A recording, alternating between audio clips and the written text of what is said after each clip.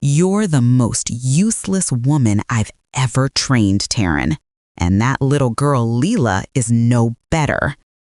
Marcus spat out that insult right in front of me, as if my family's lives were nothing more than toys he could snap any time he pleased. But just seconds later, right as he smirked and stepped closer, I saw something fall from his jacket pocket. A photo of Leela tied up with a blood-scrawled message, "Replacement." My body froze. But then the nightmare flipped. Ezekiel burst forward shouting, "Stop, Marcus, you're not touching them again." And that was the moment I learned the truth. The two of them are brothers. One turned into a monster, the other trying to redeem himself.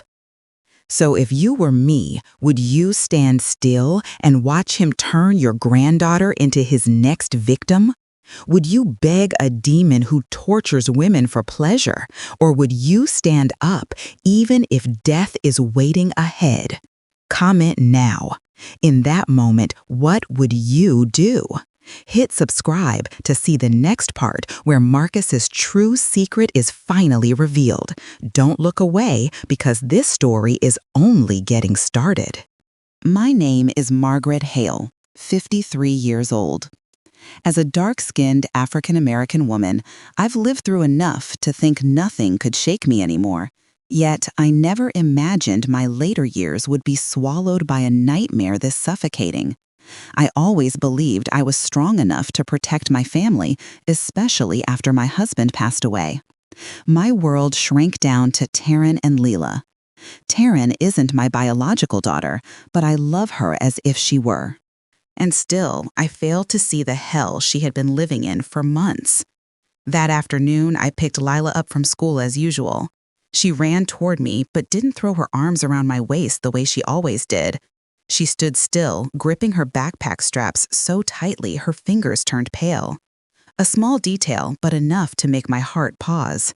I opened the car door for her. She climbed in slowly, her eyes fixed on the schoolyard behind us, as if someone was watching her. I asked if she was tired, but before I could finish the question, Lila lowered her head toward her shoes, her voice barely a breath.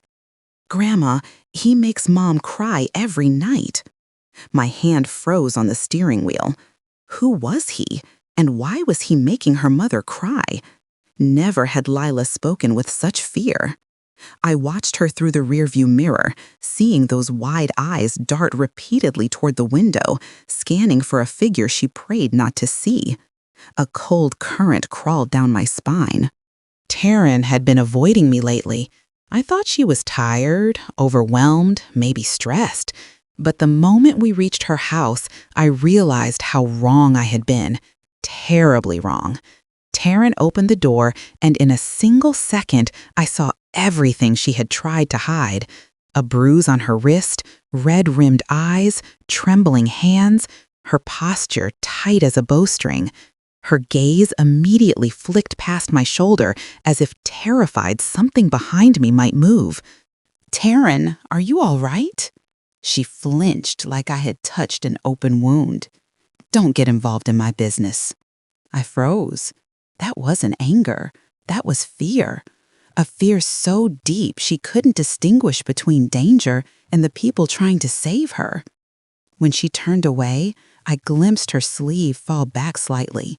A long, dark bruise stretched from her wrist up toward her elbow.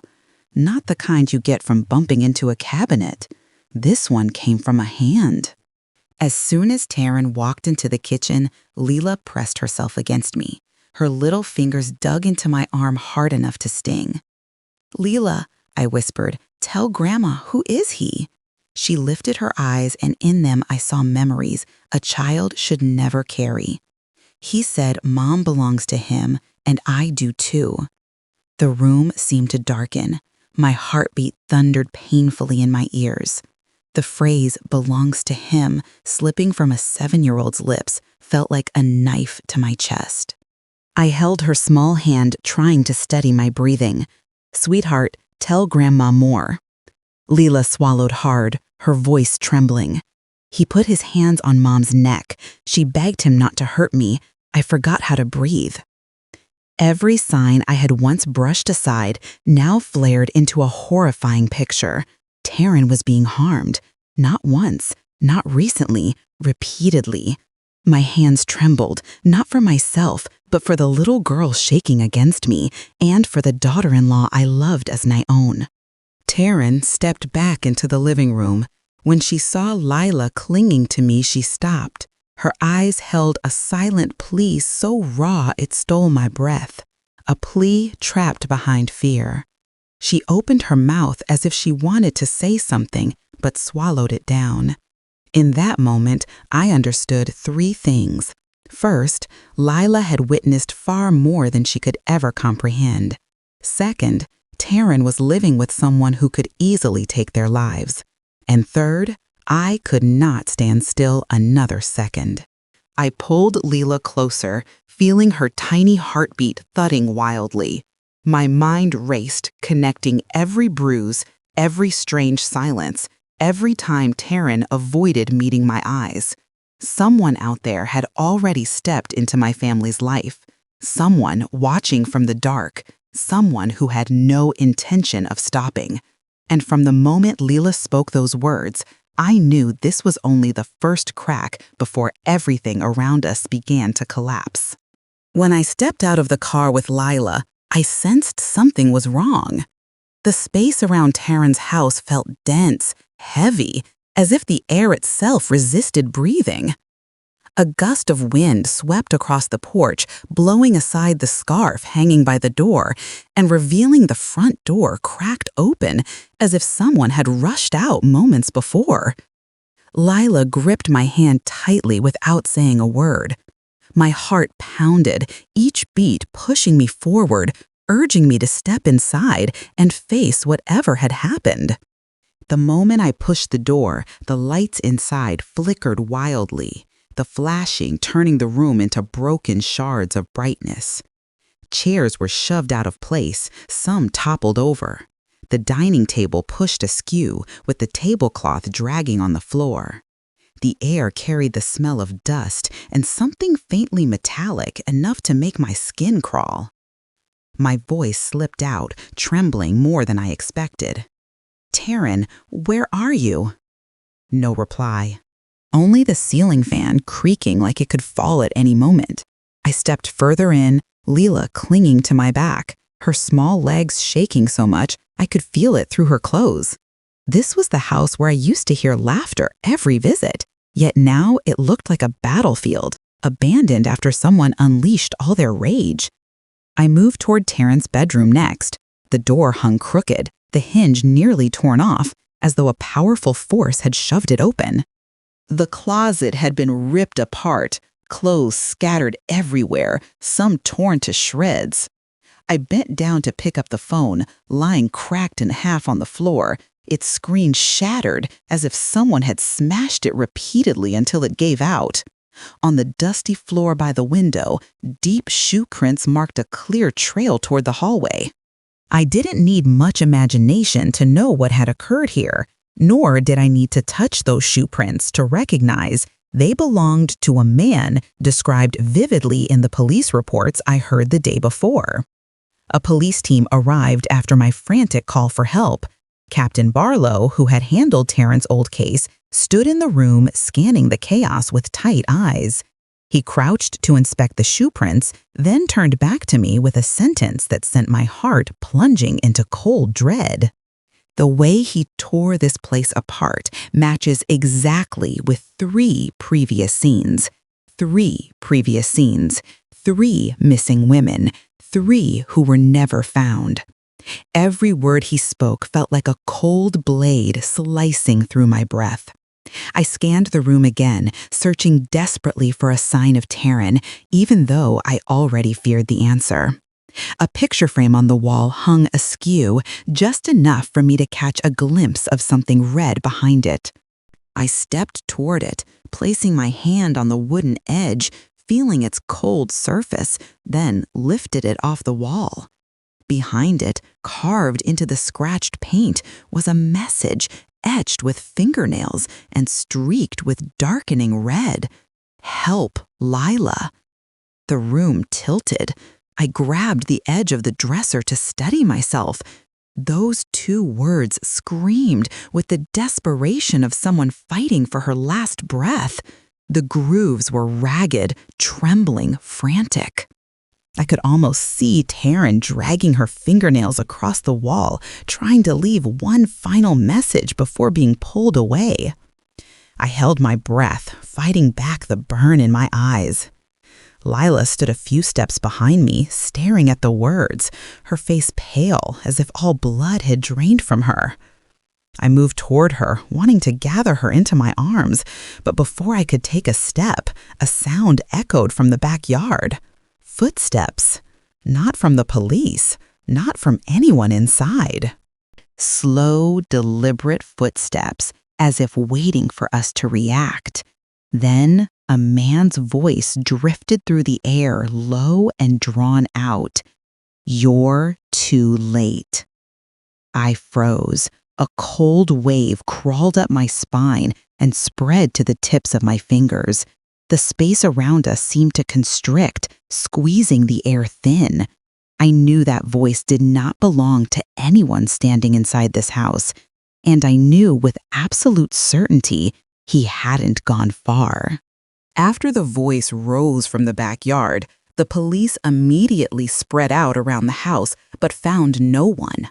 The lingering silence made my fear sharpen, as if that man were still standing somewhere in the shadows, watching us through a narrow crack. Captain Barlow ordered me and Lila outside while his team searched the entire house. I stood on the front porch holding Lila tightly, the cold wind sweeping the back of my neck. When the forensic team arrived, I was taken to a temporary office for questioning. Lila was escorted to another room so she wouldn't hear what was about to be revealed.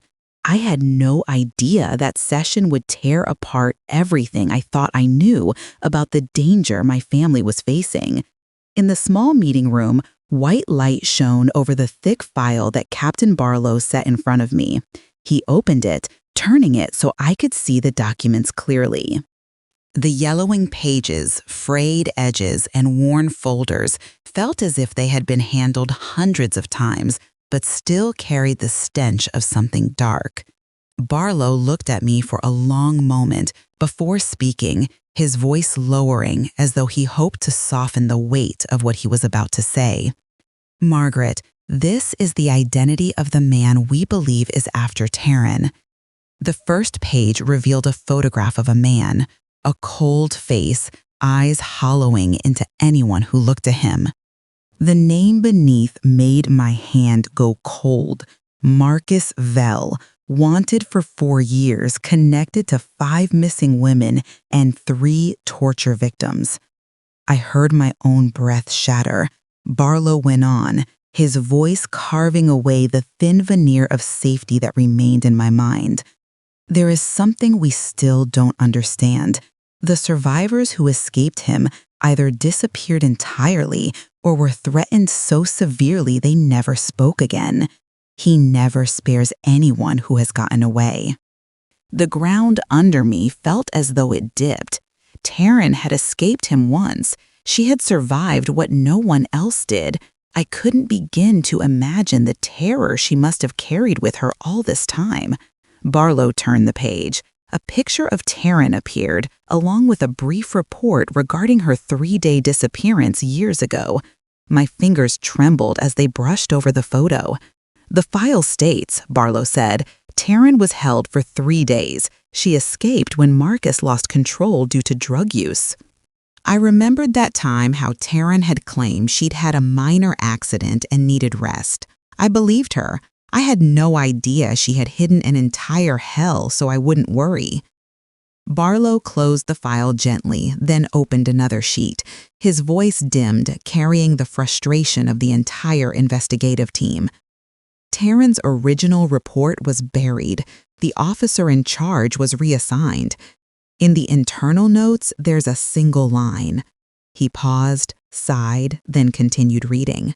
"We were forced to stop the investigation." I stared at him, unable to believe what I'd heard. Forced to stop? We suspect someone with influence protected Marcus at the time, but we lacked sufficient evidence. The room sank into silence, the air thickening around us. A part of me wanted to scream, to demand why a man like that was still free, but my voice stuck in my throat. I could only hear the pounding in my chest, the panic rising as I understood the true scale of the threat. Barlow leaned down once more. There is something more critical. We believe he returned this time not to intimidate. He is targeting Leela. I stiffened, gripping the chair so tightly my knuckles whitened. He always comes back for revenge against survivors, and he uses their children as tools. The words carved straight through me. The quiet trembling of Leela, the bruises on Taryn, the message scratched into the wall, all of it crashed into me like a violent wave. Barlow stood and placed a printed photograph in front of me taken moments earlier by the forensic team at the scene. This was found beneath Leela's window. I leaned down, seeing the large shoe print pressed into the dirt, the tread matching perfectly with the sample in the wanted file. There was no mistake. There was no possibility it belonged to anyone else. Marcus had stood right below my granddaughter's window, and he knew exactly where Leela was. I left the meeting room with my legs weakened, my mind spinning as if someone had pushed me off a cliff. Marcus was not the kind of man who threatened without intent. He was persistent, relentless, and brutal enough that even the police treaded carefully. I held Leela's hand tightly as she approached me, her eyes dry as if exhaustion had drained every trace of tears. Just as we stepped into the hallway, a figure suddenly appeared at the doorway, making my heart drop. The man rushed toward me, breath ragged, fear burning in his eyes. I stepped back instinctively, shielding Lila. Captain Barlow and 2 officers moved in, but the man raised his hands, his voice hoarse from exhaustion. "Mrs. Hale, I know where Marcus is keeping Taryn." I stared at him, trying to place his face. His features were gaunt, his eyes bloodshot from lack of sleep, his hair disheveled as if he had been pulling at it. The most striking thing was the despair carved deep into his expression, identical to the despair I had seen in Taryn's eyes before she disappeared. His name was Ezekiel Carter. I had heard Taryn mention him only once, in a low, cautious tone, but I never imagined he would appear like this. Barlow asked what he knew, but Ezekiel didn't look at him. His gaze locked onto mine, as though what he was about to say belonged to me alone. Taryn is alive, but she doesn't have much time. I've been where she is. I know where he's holding her. My throat tightened. I wanted to ask if Taryn was hurt, whether she was conscious, whether she could survive, but Ezekiel was already opening the worn fabric bag he carried. He pulled out a stack of papers, several photographs, and a small USB device. The sight of them made Captain Barlow frown, while I trembled so hard I had to grip the chair for balance. Ezekiel placed everything on the table. The room's light fell across the glossy photographs, revealing images that twisted my stomach. Photos of Marcus inside an old warehouse, yellow light stretching his shadow like some predator stalking prey. Beside him were women bound and gagged, their eyes wide with desperate pleas. There were videos showing him pacing around victims, whispering something into their ears, then laughing as if fear itself was his entertainment. "He treats fear as a game," Ezekiel said, his voice low and tight, as though he could still feel it on his skin. My breathing quickened. Barlow ordered the USB to be opened, but Ezekiel held up a hand. He tortured every one of them in that warehouse, and now Taryn is in there? My chest tightened until my ears rang. I had to sit to keep from collapsing. Leela sat beside me, staring at the loose photographs with her round eyes. I pulled her close, shielding her from horrors she should never see. Ezekiel lowered himself into the chair across from me, his hands clenched as if holding on to the last shred of calm he had left. He spoke slowly, each word landing heavy. Taryn saved me. If not for her, I wouldn't be alive to stand here. But she didn't escape. Marcus wants to finish everything this time. Barlow asked why he only came forward now. Ezekiel looked down at the table as though carrying a weight too large for one person. I've been haunted by him for years. I followed him, hoping to find a chance to expose him, but when I saw him go after Taryn again, I knew he wouldn't stop. My heart twisted painfully, a deep ache rising from the fear and helplessness crashing inside me. Then Ezekiel looked up, his eyes red as if tearing. Taryn is at hour 44. I didn't understand at first, but a coldness spread from my chest through my entire body. Captain Barlow straightened abruptly, alarm flaring in his expression. Ezekiel continued, his voice sinking like a verdict. After 48 hours, victims never come back. My breath snapped. The room felt like it plunged into a frozen void. And I understood that we had only 4 hours left to save Taryn before Marcus erased every trace of her. We left the police station under a heavy silence. Ezekiel sat in the back seat, eyes fixed on the road stretching toward the outskirts. He gave the coordinates to Captain Barlow, and the team split into 2 groups, circling the area according to the route he described. I held Leela on my lap, feeling her quick breaths against my chest, each one like a plea I couldn't ignore. The fear inside me didn't ease. It gathered into a sharp ache, knowing that every passing minute was another minute Taryn suffered through something too cruel for me to imagine. When the car stopped in front of the abandoned warehouses, the air grew colder, as if the line between life and death had opened before us. The wind scraped along rusted metal sheets, producing a harsh cry, making the entire place feel like it was groaning under a weight. Ezekiel told us to enter through the side door because Marcus often set traps at the main entrance. My hands shook, yet I followed each step, pressing into the thick layer of dust like I was walking into an unseen graveyard. Inside the warehouse was dark and stone cold. The flashlight beams sliced through the space, revealing details that stole my breath. Chains hung from the ceiling, swinging slightly as if someone had just let go. Deep dents marked the walls, long lines carved by heavy blows. In the corner, an old camera lay on its side, wires torn out, yet its red light still blinked like a dead eye refusing to close. Ezekiel inhaled shakily, his voice cracking. 3 victims died here. I closed my eyes, imagining Taryn being dragged into this place, forced beneath those chains, trapped in the hopelessness that man took pleasure in. Leela clutched my hand so tightly I felt pain shoot up my arm, but I didn't pull away. We moved deeper inside, and a beam of light from an officer's flashlight caught something on the ground, making the entire team halt. On the cement floor, a blood-soaked cloth lay crumpled as if thrown there violently. A rope was scattered nearby, the fibers still new, the plastic coating untouched by time. I knelt, lifting the cloth with trembling hands, and the dark stain spreading across it made my breath burst out, tears falling onto my own wrist.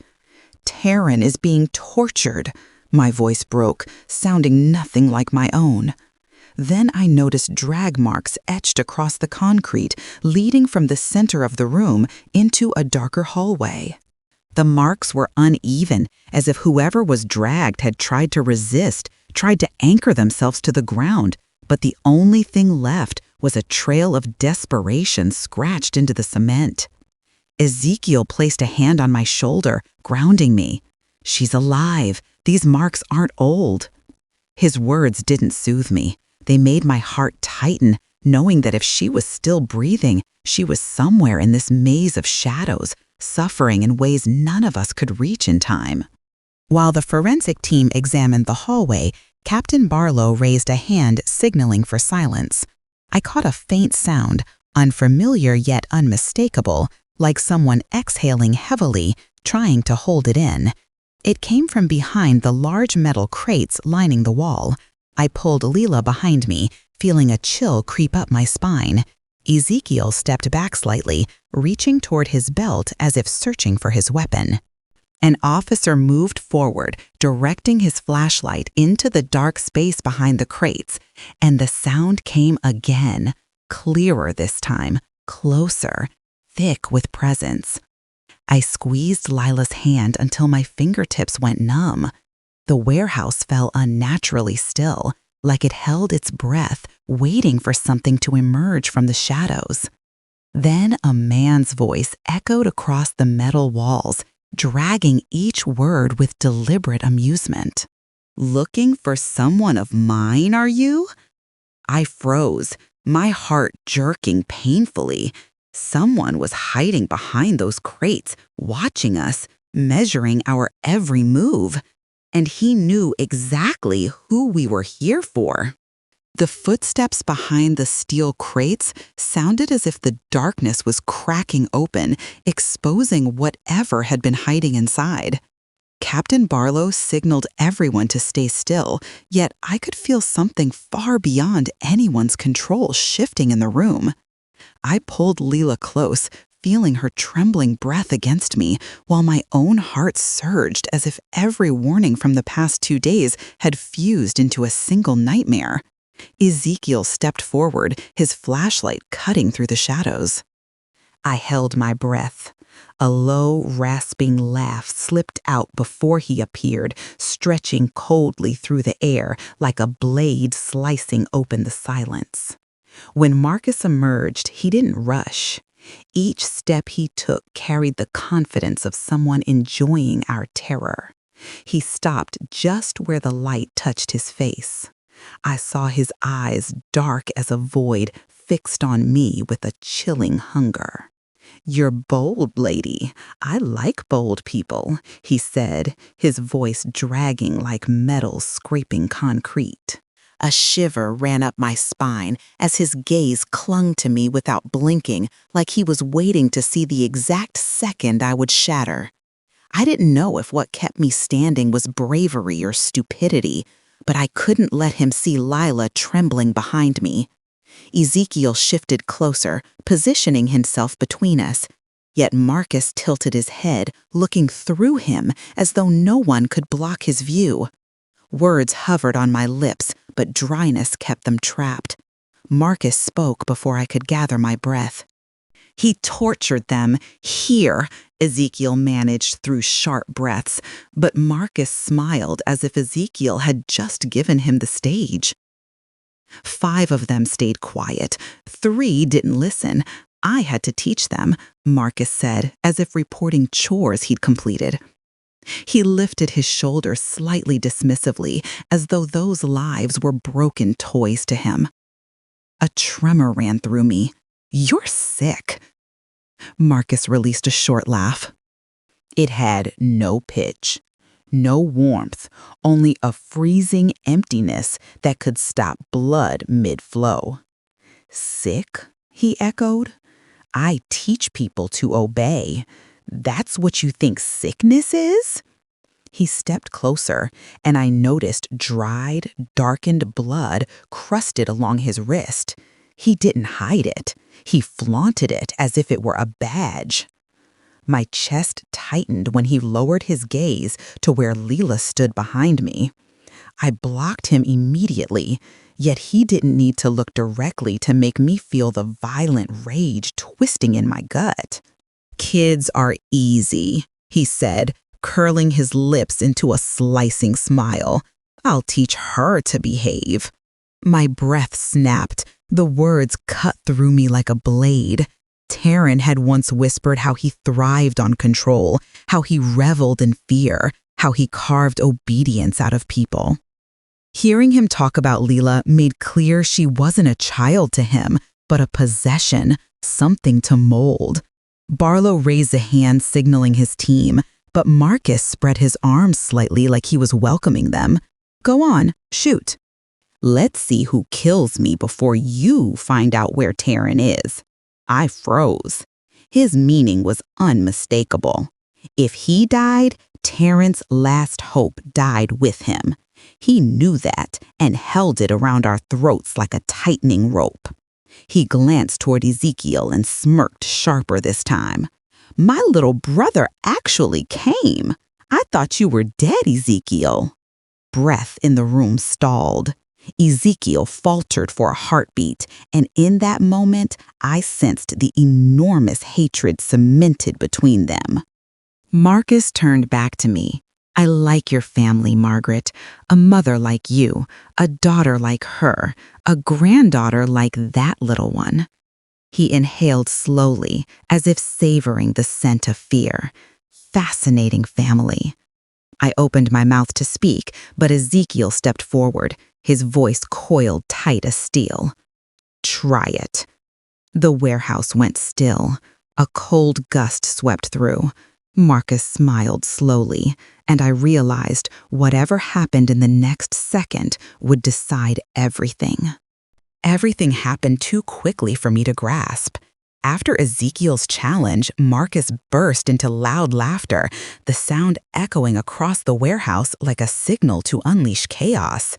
Captain Barlow gave the order to fire for cover, and gunshots erupted in sharp bursts, the sparks lighting up the darkness in stuttering flashes. Smoke filled the air, mixing with the clatter of metal and frantic footsteps. I crouched low, shielding Leela, though her trembling seeped into me until my own body shook with her fear. Marcus moved like a shadow, slicing through flickering light, shouting across the space. You're not getting out of here! His voice came from everywhere at once, as if he existed in every corner. Ezekiel chased after him, trying to drive him toward the back of the warehouse where the light dimmed.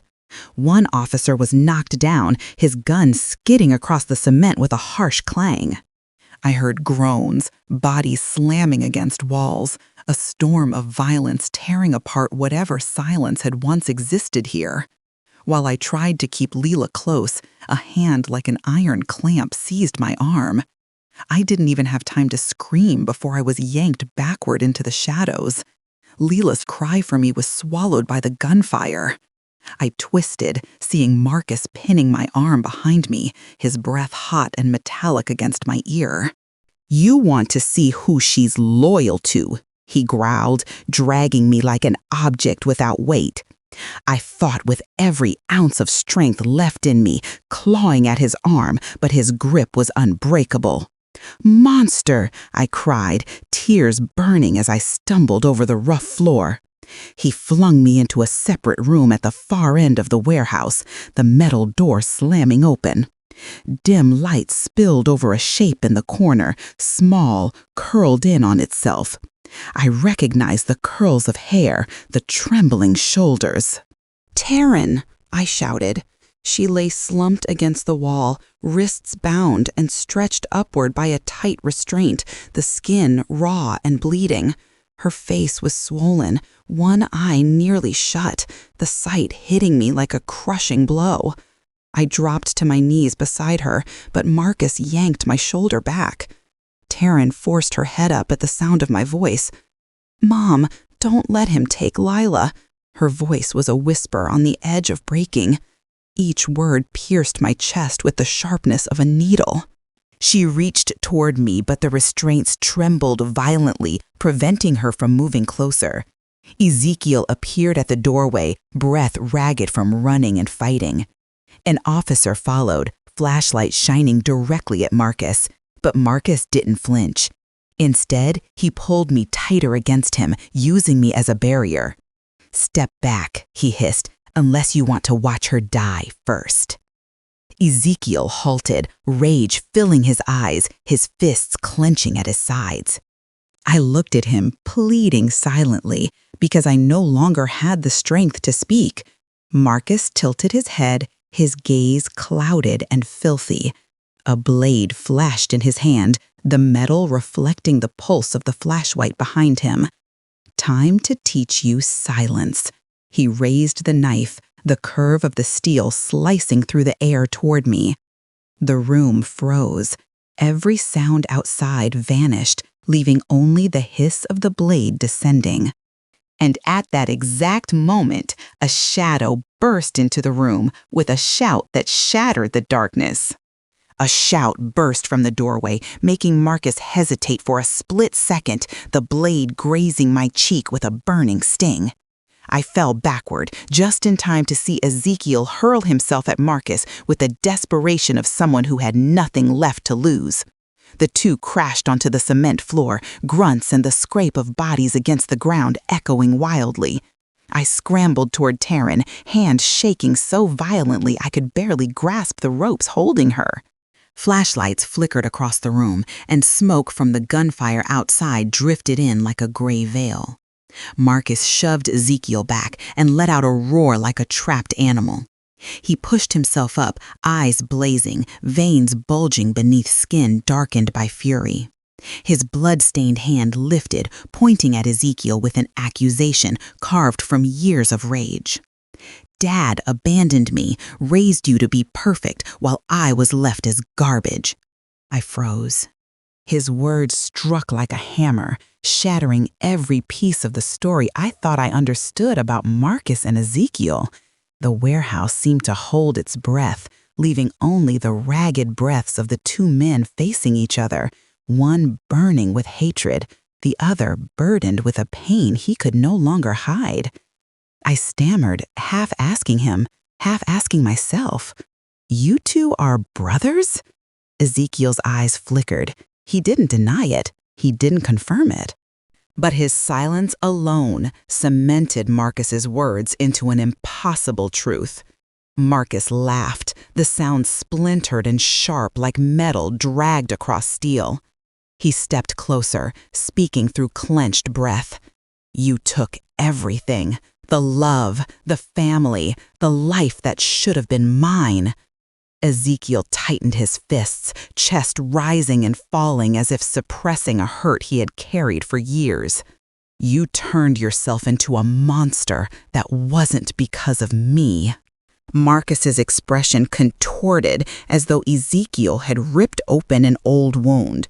He lunged forward, knocking down a nearby officer, then pivoted toward Ezekiel with a wild glint in his eyes. The air thickened so heavily I could hear my own heartbeat pounding against my ribs. From the corner of the room, Taryn choked out her voice, trembling near the edge of collapse. He swore he'd use Lila as the replacement. The words froze my blood. Every clue from this nightmare converged into a single horrifying truth. Marcus never wanted just revenge on Taryn. He wanted Lila, as if the child could fill the void he believed life had denied him. Ezekiel stepped protectively in front of me and Taryn, his voice turning rigid. "I won't let you touch them." Marcus tilted his head, the glint in his eyes distorting into the gleam of someone who had stepped far beyond the limits of humanity. He raised the knife slowly, the twisted smile on his face stretching until he no longer resembled a man at all. Then, like a beast released from its cage, Marcus spun and lunged straight at me. The room shrank in on itself, and I felt the cold rush of his movement closing in with the speed of death itself. Marcus moved too fast for me to retreat more than half a step before the blade slashed down. I fell backward, a strangled scream caught in my throat. Ezekiel lunged in and pulled me toward the wall. A bullet shot through the broken window, hitting a metal crate near Marcus and stopping him mid-movement. Flashlights cut into the room and a thunderous command echoed. "Police, drop the weapon!" 2 officers stormed in, guns aimed at Marcus's chest. But he didn't release me. Instead, his grip tightened, dragging me upright as if I were nothing more than a shield. The knife hovered at my throat, the cold edge brushing so close it made my skin prickle. "Back up, I'll kill her," Marcus hissed, his breath hot and sharp with the stench of blood and chemicals. My neck stiffened as his fingers pressed harder, making my breath snap short. The officer shifted, trying to find an angle to shoot without hitting me. Ezekiel remained between me and the exit, his eyes so tense they vibrated with contained fear. Marcus began backing away, pulling me with him. His hand clamped on me like forged steel. I kicked at his shin, but he barely reacted, swallowed whole by his madness. "Mrs. Hale," someone shouted. I didn't have time to move. Marcus jerked my shoulder, the blade sweeping across my face. I heard the air slice beside my cheek, my heartbeat hammering so violently it felt like it might crack my ribs. Then the blade struck again. Ezekiel roared, his voice thundering across the room. "Mrs. Hale, move!" Time exploded into fragments. Ezekiel threw himself at me, slamming his full weight into my shoulder, knocking me aside. I rolled across the floor, sliding through dried blood, my head bumping the wall. Noise blurred for a second. When I lifted my head, the knife was already buried in Ezekiel's shoulder. Blood sprayed in a bright arc beneath the flashlight beam. I screamed, the sound tearing raw from my chest. Ezekiel stayed standing, his body shaking, yet he planted himself between me and Marcus like a wall refusing to fall. Pain flickered across his features only for a heartbeat before he forced it away, leaving behind nothing but resolve. "Police!" Ezekiel gasped the word, split in half by the strain of breathing. Captain Barlow fired the first shot. It hit Marcus in the shoulder, jerking him backward, the knife clattering onto the floor. Marcus staggered but didn't fall. He spun toward the rear door, trying to escape. The second bullet hit his leg, sending him collapsing onto the cement. The impact echoed like the final punctuation of a long reign of terror. "He's alive. Restrain him," Barlow ordered.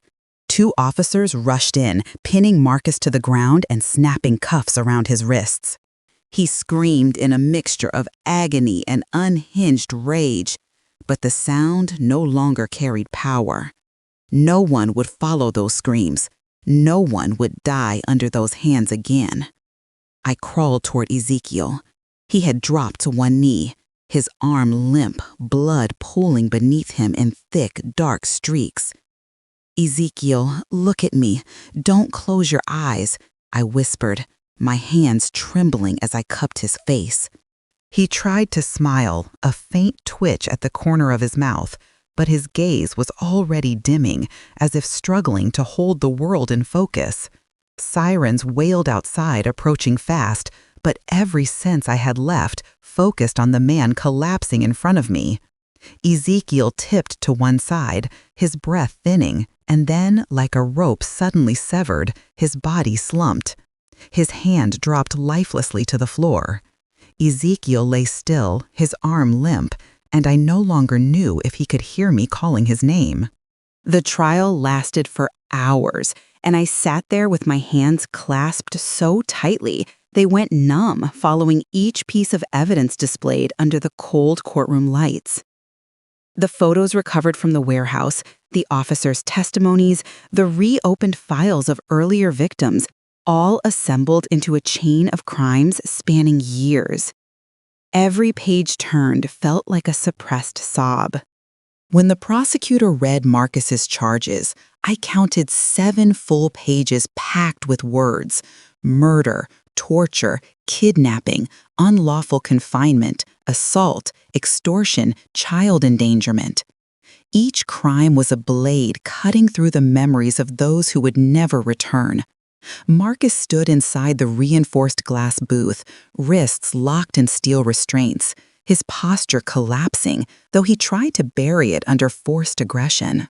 When the judge announced the death sentence, he slammed both fists against the glass, his eyes glazed as if smeared with blood, his voice cracking into jagged shards.